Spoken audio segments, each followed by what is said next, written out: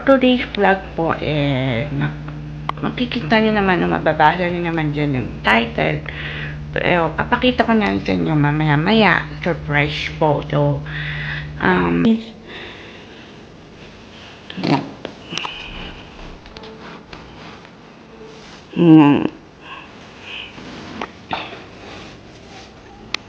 Ganyan po siya kalaki.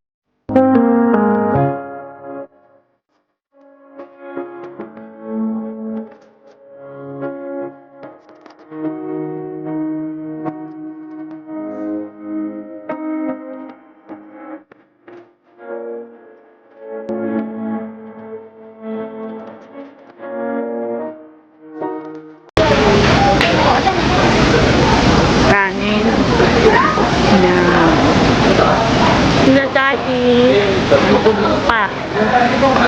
Ayan. Yung birthday boy. Ayan. So, ayan. Tara na. Kain na tayo mga kaya. Ka-formal. Ayan. Kain na.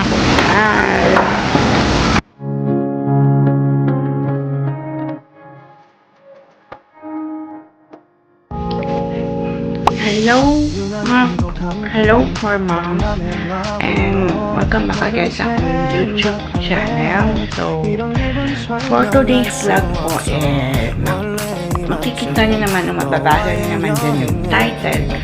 Pero, papakita ko na sa inyo mamaya-maya. Surprise photo. Meron tayong kaunting haul na gagawin. Bababa tayo tapos so for today's po is 1 week old na po yung mga anak ni Sushi.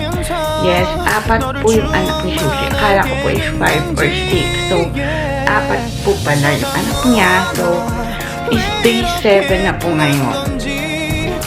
And let's check kung ano na ayos ng anak ni Sushi. So samahan nyo kung mamaya-maya mga for moms. So, tara na mga for moms.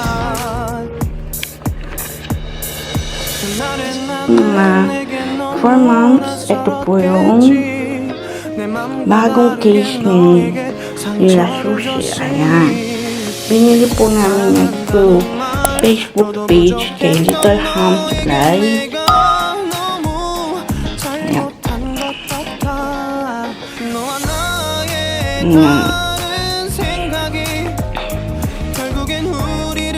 Ganyan po siya kalaki. For moms.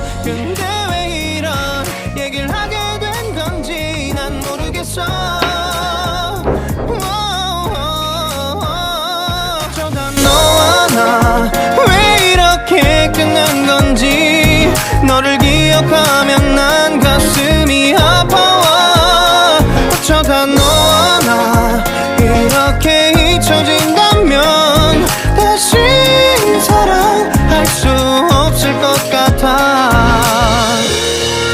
말은 해줘야 하는데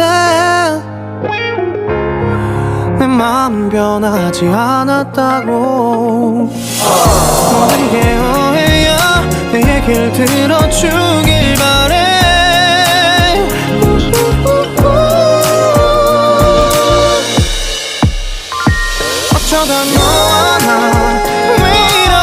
So guys, so dito po kami sa Sambokochi. Ito aking kinuha. Si Mami kumuha ng seafood pancake.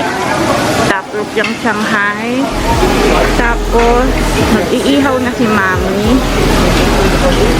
Tapos meron din siyang mga liempo. Meron rin mga nandun. Ano to? Chicken liver? Yung ano, yung naghihiwa doon. Ano nga to? Beef. Ano ba ito? Ito. Kanin. Yan. Sila daddy. Pa.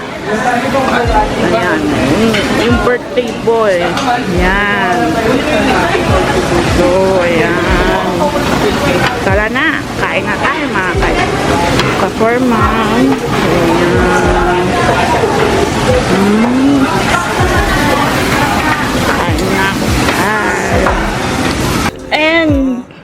And we are back mga ka-fur moms. So, eto nga. Kakatapos lang namin kumain sa Sambocochin and epic fail yung pagpunta namin ng ate ko sa Pet Express. Akala ko pet shop siya. Pero ano pala siya, treat and treats. So, mga pagkain ng aso, tapos mga kulungan ng aso o pusa. So, epic fail talaga. So, bukas ulit mag-update ulit ako para sa aking day number 8 ng aking mga babies ni Sushi. So, hanggang dito na lang po ang ating video. Bye!